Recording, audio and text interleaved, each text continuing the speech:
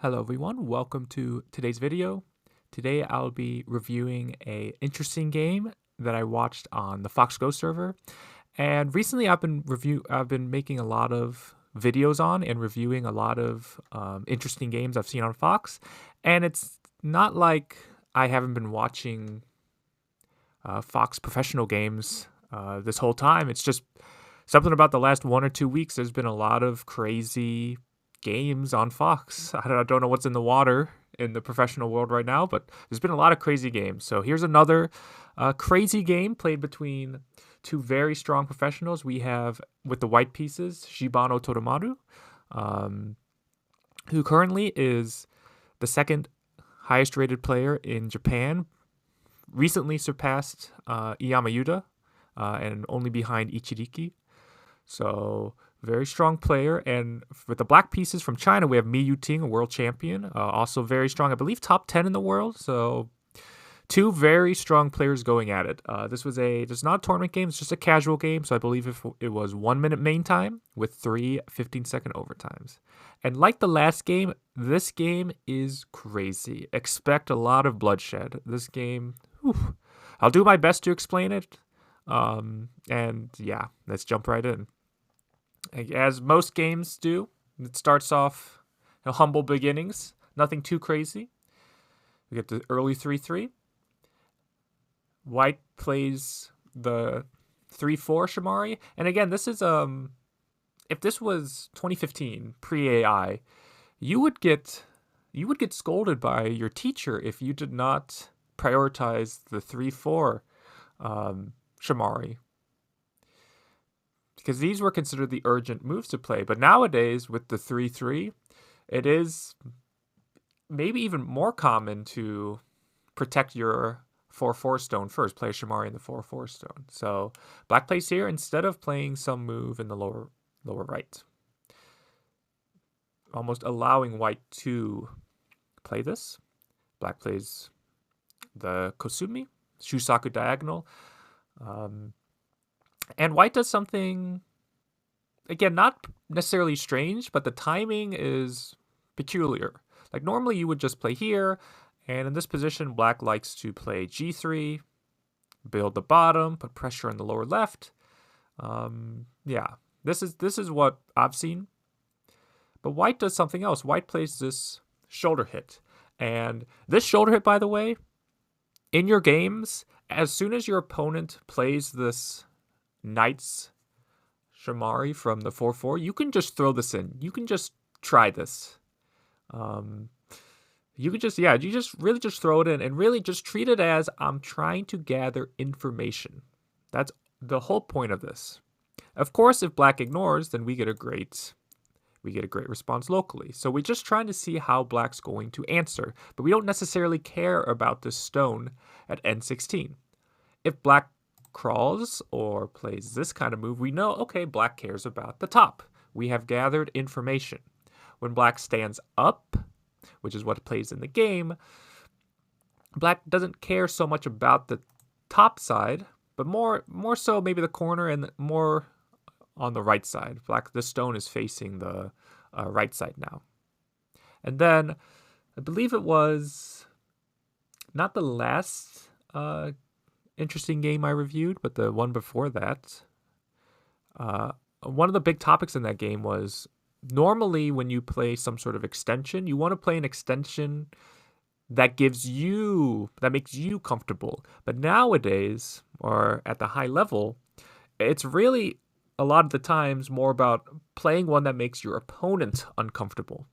And so again, this would be what I would most commonly see, and if you play this, it's not a bad move whatsoever. But white plays here, and the spacing here is so peculiar to me.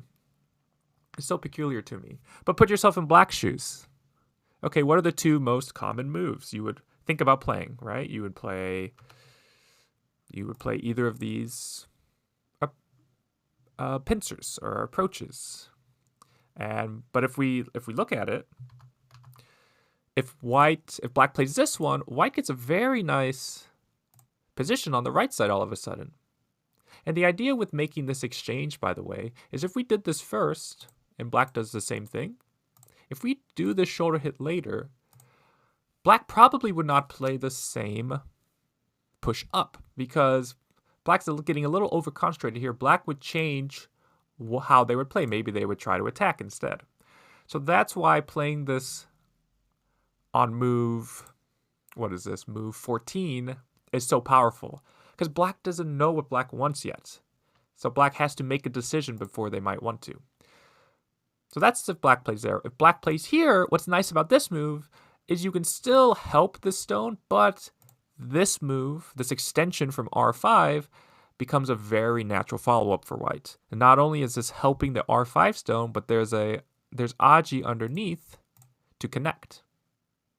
So this move becomes a two-pronged move where it's settling R5, but also threatening to connect back to R12. So yeah, this is a very interesting move. I've never seen the specific spacing here, which is very cool. It's very, very cool. And so black, instead of playing here, plays this one. Black plays this one, but it's not... So it's preventing, if white makes a base here, the connection underneath, but since you're a little further away from R12, you're putting less pressure on it. So white just settles.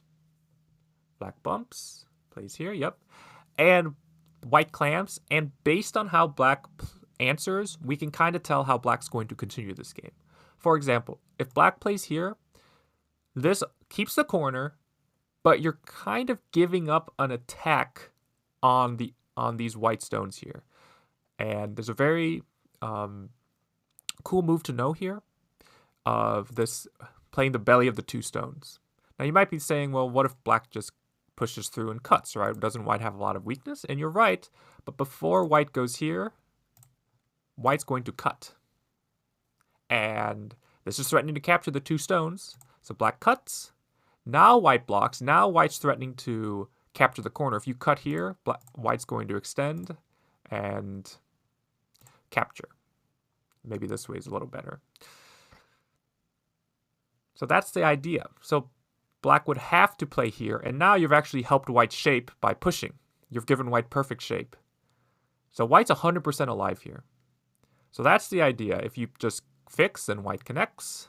And if you just try to squeeze, this move is still sente, and you can just see white's shape is very light, or very good. There's no weaknesses. So that's the idea with this, is white's going to play here, or get some move, forcing move on the outside, and white's going to be able to live pretty easily. Also, this move becomes a nuisance for black as well. This move, N17, if black goes elsewhere, threatens to not only threaten to connect at O18, but also cut at R17. So if you prevent the connection, I'm going to cut. And if you prevent the cut, I'm going to connect back. And you can see black's whole base gets taken out. And so if this move is also sente, even if you make this exchange, this is a good exchange for white. And there's still, white can still play this belly of the two stones move here. So, and treat these stones up here lightly. So you can see black gets pretty over-concentrated all of a sudden if black goes here and white connects. So that's why normally black connects here to keep the attack going on the white stones, which is why white just comes out. And here, again, you can kind of tell what black's aiming at based on black's next move. Because again, a very natural move is just to shoulder hit this. There's still a lot of aji, though, for white to live here. And even white could just switch directions and kind of treat that one stone lightly. If we get this kind of shape, white stones in the center are actually very powerful. Maybe even white plays towards the bottom, something like this. Basically, the right side here for white is very light, and it's impossible to attack. So black stays a little flexible. Black jumps here, saying, okay, if you help again, now instead of shoulder hitting, I can maybe play this kind of kick and keep attacking you on a large scale. Or as we see in the game, when white goes here, where do you think black plays? Black caps. This is a very powerful move. And again, we can see black's last moves as not descending and connecting, jumping out. All of black's moves are working in tandem to keep attacking white. Now you're looking at this like, okay, white's getting surrounded. We got to do something to help our stones. What do we play here? Well, white says, I'm going to play R7. White says, I dare you to try something. I dare you to attack me. Because it is quite hard to actually attack the group sufficiently enough. Like, white can still run out. White still has many options here. White can still run out this direction. White can run out this direction. White can still live on the inside as well. So it is quite hard to fully attack this upper right group. Black then peeps just to see how white's going to answer. And you don't really want to just connect. And this is what I often say or talk about in my games or anyone's games, specifically pro games, where you got to be a resilient Go player, as in you don't want to just play the moves that your opponent wants you to play. Like Black's peep here is saying, please connect white. You have to be stubborn. You have to try to find a way to not fall into Black's trap here. Because if you just connect and then Black attaches here, your shape is very bad all of a sudden. Your shape's very bad all of a sudden. It's very cramped as well. So, yeah, and you don't want to make moves like this because this hurts the upper right as well. So, yeah, it's just very painful. So white tries to refute. And once again, when we play here, this you have to answer. But when black pushes here, if you just block black Ataris, peeps, again, this is very painful for white. So instead, and this is why in a lot of pro games you see a lot of crazy trades, is because they're trying not to fall into their opponent's game plan. White stands up. White stands up. And black comes down. White pushes through. Black pushes. And then cuts. So, yeah, and you might be like, how is this better for white than white just connecting? But again, this kind of position here is so painful that it's better to play this way. And it's not super simple for black either. Black has to worry about p7, worry about these stones dying on the lower right. Black Hanes. We get double Hane. We get another Hane. Yeah. So this white's next move might look strange, but it's a very well-timed move. White goes here. The idea with this move is white wants to play here, of course. But when black double Ataris, even if we can save the tail, we're given black a Ponuki, and M2 is a very wasted move. Again, even if we can get some nice follow-ups here. So instead, white connects first. So if black fixes their shape, now white plans to double Hane. So that's why black Ataris here. White covers first, this is sente, and then connects. So even though the shape like looks worse, it's actually okay for white. Or it's maybe not okay, but it's probably white's best option here. Because the other option you might have is just like extend here, but we push again, and then black just kills the lower right outright. Yeah, it's pretty painful. So this way, at least, you can see there's a lot of bad odds. It's cuts, Ataris. So black plays probably the nicest looking move, but white gets to Atari here. And then black cuts. And this is the first moment of the game. Not while I was watching, but going through a view where I'm like, does black really not want to connect here? And so my thought process is, white is not fully alive in the corner after this. Right, this feels like an important cutting stone R4, and it's like if white Ataris. The thing is, white owes a move. White owes a move, and if white owes a move, something like this, there's still a lot of bad aji there. But just for example, and black continues on the bottom. Doesn't white have two weak groups? This group is floating. The upper right is not alive yet. Feels difficult for white. Now, there are other moves white can try, like Q1. This is a very nice move to know. This is threatening too if you go elsewhere to throw in here and capture. Whereas if you Atari like this, you can see there's no threat of that.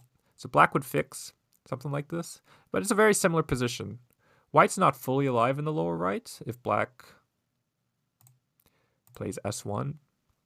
So white still owes a move there, even if you do that.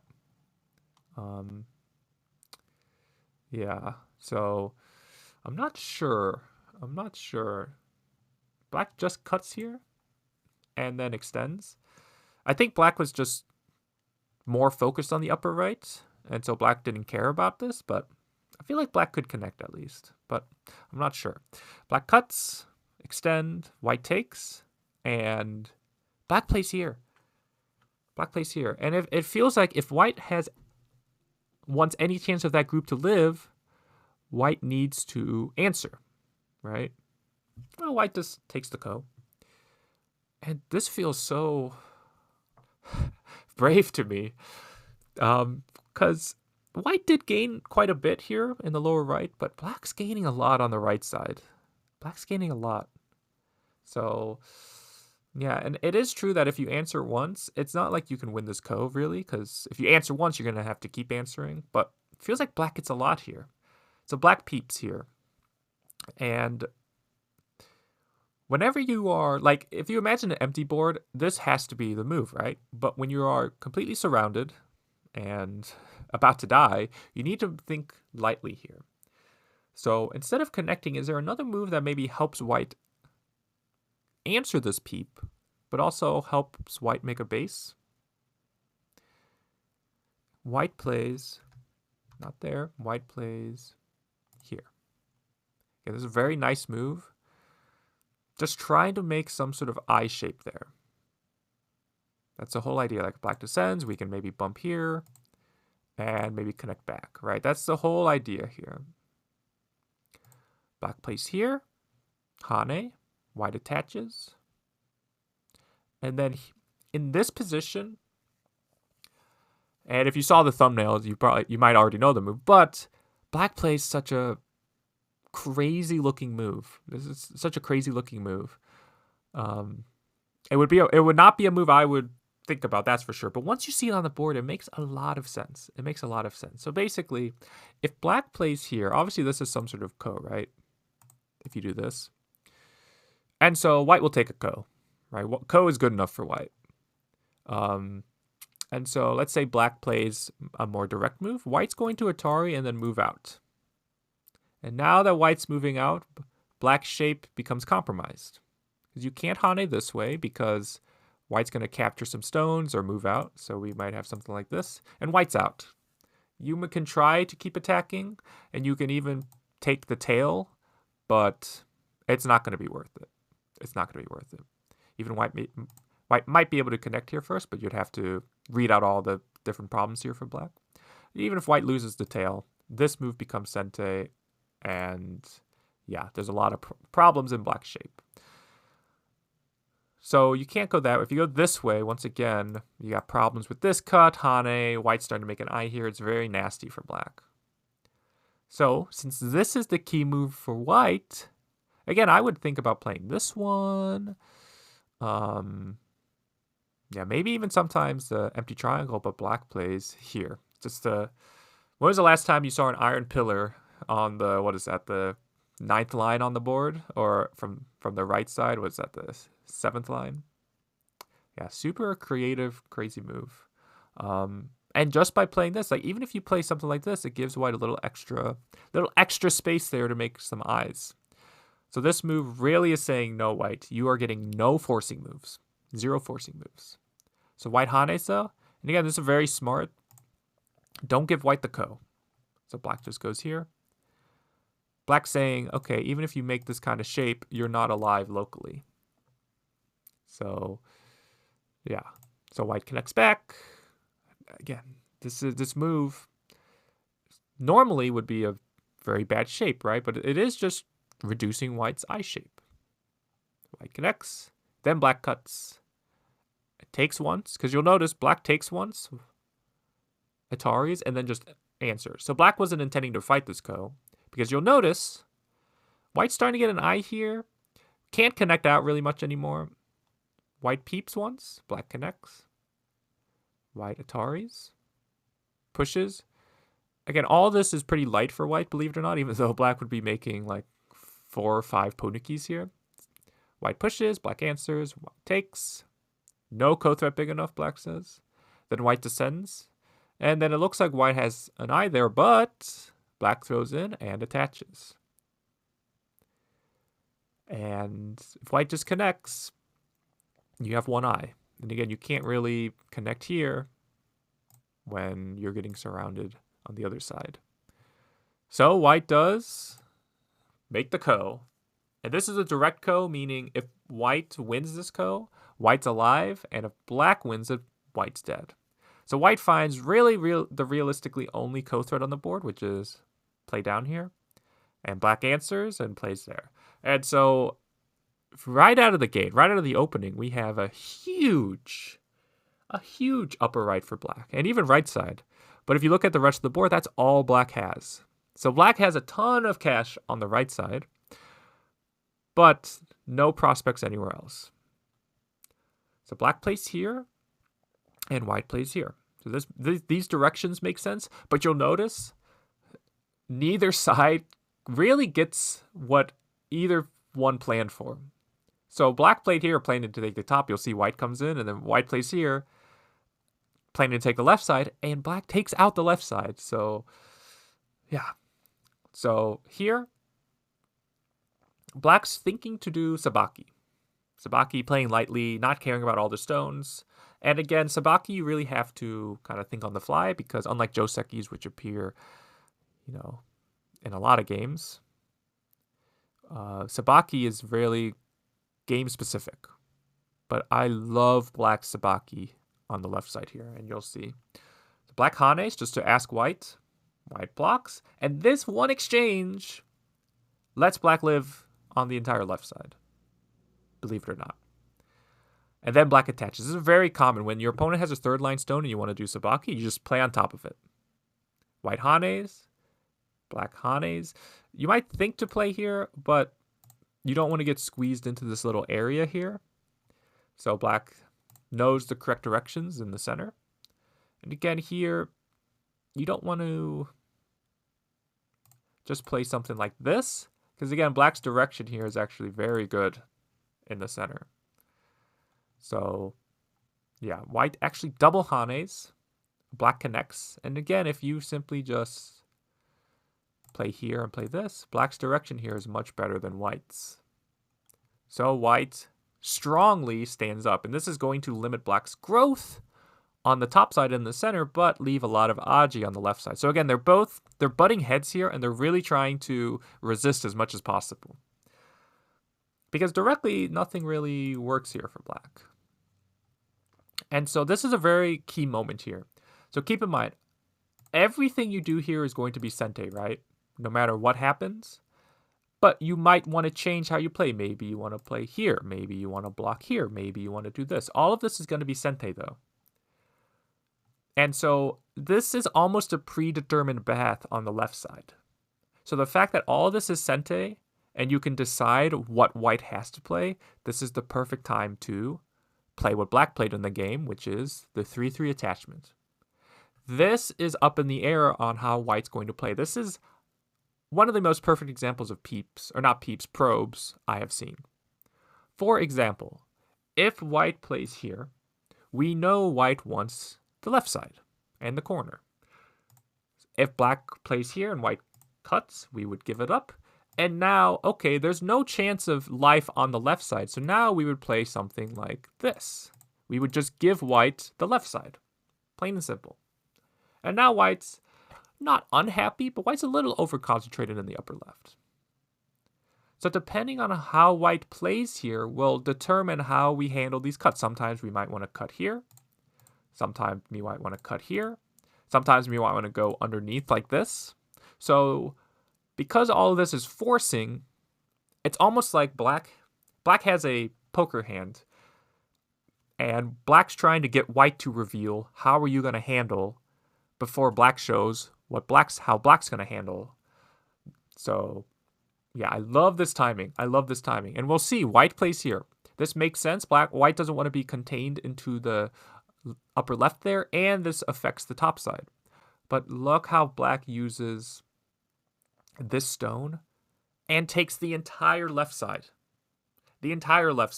This is so cool. So black bumps here. This is a nice move again. If white were to just block, black will bump here or pinch here. That's when you play on the inside a kosumi, threatening to cut. White can't cut because then black breaks through, so white has to connect.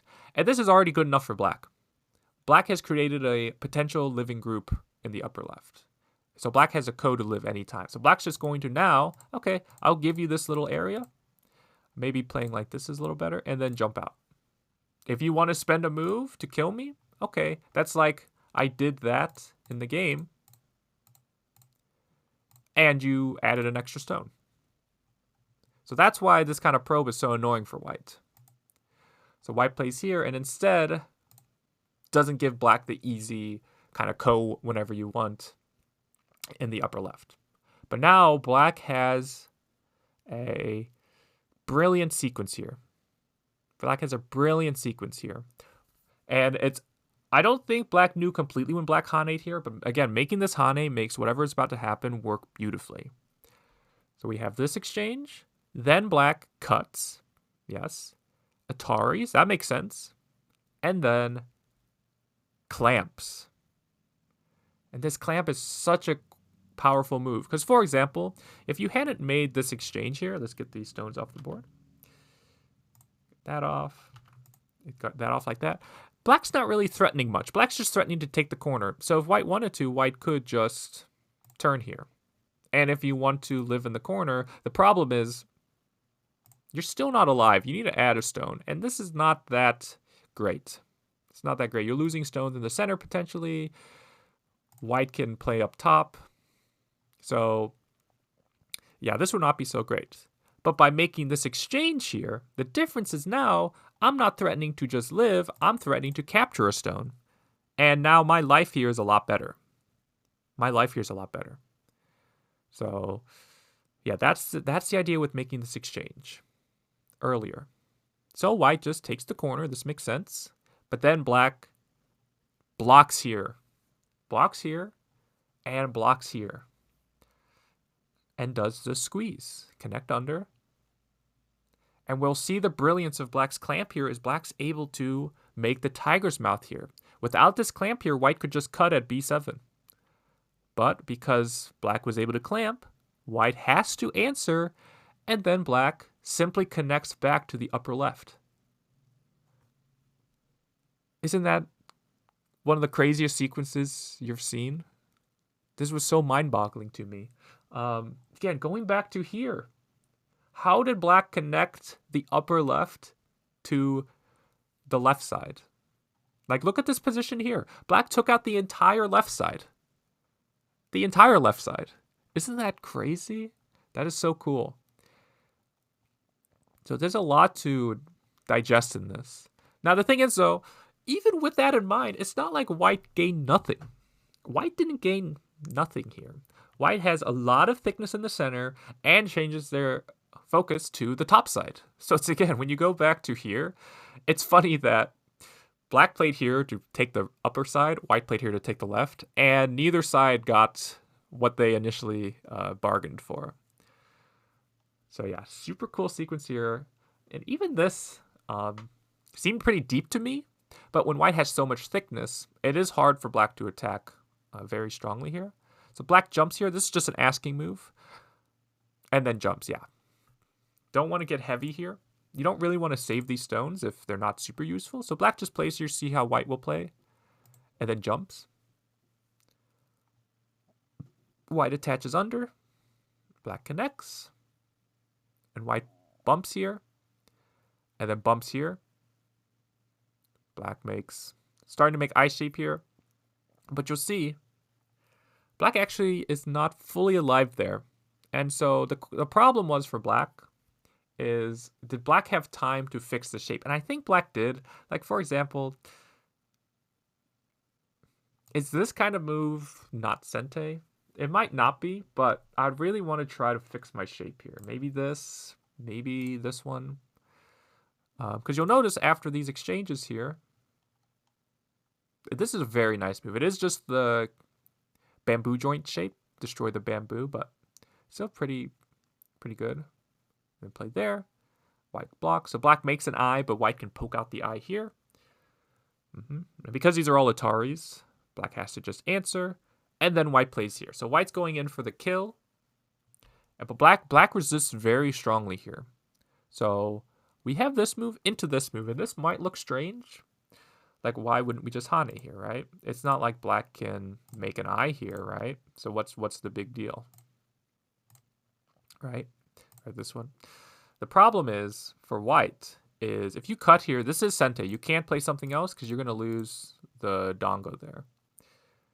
So if you have to fix here, black's going to Atari and then descend. And the problem is you can't falsify this eye now. Before, if black tried this, like just to descend, you could throw in and then take out the eye. And if you went this way, you could just Hane. So black did not have an eye there, but if black's able to get this move into this move, notice now you're unable to throw in and take out the eye at C9, C6, because that's a self-Atari. So black's resisting very hard here, Atari. And that's why, again, white has to connect as opposed to cut, because then, again, black will descend. Black connects. White goes here. Plays there. And then white cuts. And the next move is, when you first see it, is one of the strangest moves you might have seen ever in a pro game, maybe. Especially when you think about fundamental shapes. But it's like the perfect move here. It's such the perfect move here. So, for example, black would like to be able to cut these off, right? These stones here. But if black just plays, which is why black Hane's here. If black just plays something like this, right? This does not threaten down here. So white could just fix the cut here, and there's not really anything here. White's going to be able to escape. And if white just kills the entire left side for not much return, white's going to win this game. So black has to find a way to save these cutting stones in sente, which is why black plays here. And oh my god, this is the ugliest shape you might have ever seen. But this is where practicality is more important than good shape. This is where, a lot of my students, I say, okay, you want to prioritize shape. Shape is everything. But this is the perfect time to throw that out the window, because this does threaten to kill the stones. So again, if you go here and I fixed my cut here, there's just nothing here. You're not threatening to capture anything, nothing. But by going here and white fixes, we can cut and then wedge in here. We have this ladder, so we're not in any danger there. And so either capture this or capture even more. So this is the most practical move I've ever seen. It is the ugliest shape you could make there, but it is so practical. It is such a practical move. So I love this move here. I'm usually not a fan of ugly shape, right? I usually my play style has a aversion to bad shapes, but this is a bad shape I can get behind. It's an empty triangle. It semi helps your liberties, but you could have made a bamboo joint. It is so ugly, but it's brilliant. It is so brilliant. Because white has to fix. White has no choice. And so now black can push and cut, like so. And speaking of ugly shapes, white once again plays a really nice move of this one. Because in this position, white does not care about living or making eye shape. White actually cares about liberties. And believe it or not, this is the best move for liberties. You might naturally think, oh, let me go here. But you're leaving behind the Atari here. And if you have to fix anyways, you'll notice the problem is black turns here like this. And this threatens to kill. And now black has given themselves an extra liberty. Because with all these liberties taken like this move is sente towards the upper left, right? Black has to answer. Notice white was able to play A18 in one move to threaten the double Atari. But if we have this position where white has to live, now white cannot play A18 in one move. White has to play not only this move, but then play A19. So it takes two moves to threaten that eye there, that group of stones there. So black would be able to gain an extra liberty this way. But by connecting, what we're doing is, even though white or black gets this Atari, we're not going to, like a black goes this, we're not going to Atari here. We're going to cut. We can actually threaten to cut here. So again, I would instinctually play this because I'd be like, okay, I'm giving myself ice shape. And You know, an eye is going to be good, right? But it's better to just make the double empty triangle there, believe it or not. So, yeah, very cool. So black Ataris, black has to save though, and then white's able to play A18 and sente. Yeah. So very cool. I am curious though. Maybe it doesn't matter, but I would really think about playing this first into this. Maybe it doesn't matter anyways, as we'll see in the game, but I don't want to give the black this kind of semi-co shape here, but I guess if I capture these anyways, it's going to be fine regardless. So white pushes out, and now black has the Herculean task of... Black's made a lot of outside liberties, right? Black's made a lot of outside liberties, but you have to find a way to keep the liberties down on this white group. And this is where black's brilliant move here comes back to bite black. Again, it was the only move to make something happen here in this fight, but now we see the problem. We see the problem. Like if black was able to have a bamboo joint here, like this, black's shape here would be so much better. Black could just play something like this. And white's going to extend the liberties a little bit, but black's going to be able to surround pretty cleanly. But black has to extend. White jumps as a sente and then attaches. And so black's shape here is really hurting. Really hurting. And then black plays here. Yeah, so black basically said, okay, any move I do, like if I do this one, I'm too weak here. And yes, we can see that, right? Black's going to lose something. If I have to hane, I still, my shape is too weak here. I can't even play, normally the knight's move is the move to play, but there's just too much weakness here. Attach and then play here. Threatening Ataris, cuts. It's just all bad for black. So black says, let me threaten here first to kind of, not that white would fall for this per se, but if white were to play this way, white would be naturally forcing me in this direction. White knows this so and just attaches. So black hanes, white connects, and then black connects. Now there is weakness here, so white fixes. Black has to keep white separated from the top, but white just says, I'm going to make a lot of liberties. And then even plays, because again, we have a semi here, right? We have this group here with this group here. And white can't make two eyes. So right now, all that matters is liberties, because there are no shared inside liberties, right? So all that matters in this semi are liberties. So white plays here, which again, good shape thrown out the window. This is the best move, though, for liberties, believe it or not. This is the best move for liberties. Because white, if you count here, white had 4 liberties. When you play here, you have 5 now. So white's extended the liberties by 1. So eking out every extra point is very important. Black pushes and throws in and takes out the eye. That's also important. White attaches, and this is a very nice move too. If you try to cut this, I'm actually going to push, or I'm just going to cut here. And you have a lot of problems, black. Because you can't capture me now in a ladder because this becomes an Atari. If that's an Atari, then this whole group here gets cut off. And there is some aji of playing here, but if white just Ataris, is there problems here? I guess there would be problems. I'm not sure what the plan is when black goes here. We extend. I guess it's still tricky. I guess since you still can't... Oh, no, I guess... Oh, no, you still can't ladder me.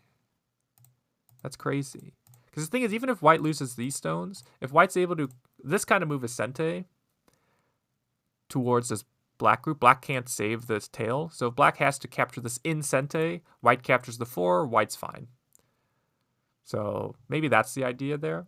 But that's why black had to kind of resist and just hane here. And then white starts the trek of now it's time to take out the outside liberties. So black plays here, which this move was surprising to me. Obviously, it's a good move just normally, but shouldn't we try to reduce liberties or something? It does threaten to play h5, which is true, but white's able to play here in sente, connect, and then jump across. Black has to fix this cut. And then white just starts taking out more liberties too. And this exchange, white is saying, is enough to help me connect. So black plays there. Again, clamp is such a nice move, basically saying if you go this way, I can Atari. If you play this one, I naturally Atari here. As opposed to playing here, black descends, I still need to add a move. And now black has surrounded this in sente. So again, very nice shape knowledge there. And now black again starts taking out the liberties, aka making a random empty triangle in the middle of the board, but it is the best move. It cuts off this one stone as well. So black's just taking away liberties, and white says, you know what? I've countered my liberties. I'm going to make my upper side live, because yes, black has sealed off the top side, so white needs to play something there. And then black plays here. And white just lives. Hane, connect. And then Hane in here. And so black gets this very nice squeeze where white has to live, but was able to live in the top. So then black continues to take away liberties, and we get black Ataris first while the stones are on the board. Black gives up the tail, takes once, and now we have a direct ko. Now, once again, look at this board. Where are white's weak stones you can threaten, right? There's only one. So, black's next move should not be any surprise to anyone, but black threatens to kill the top. White takes, and then black kills the top like that. And this is, again, one of those strange games that a few moves ago, we're in middle game, right? Like, all this is still middle game, but just because of how big this fight spread across the board, after this fight settles down, like when you look at the board here, we're in endgame. All of a sudden, we're just in endgame. And there's, just like how there's only one space or one spot for co-threats, there's only one space left for the big endgame, which is L5. And so all of a sudden, we're in endgame. And yeah, so after all the fighting that took place on the left side, well, first it started in the upper right, then it started on the left and the top, and then the center, and basically nowhere was safe from either side.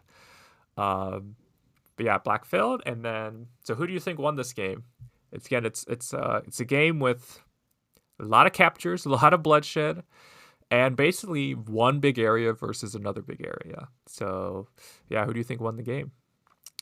The winner was white Shibano by 2.5. 2.5 points, and that's what I mean when I go back to as well white playing this horrible shape here. Just eking out an extra liberty, but reducing the amount of points black can make, right?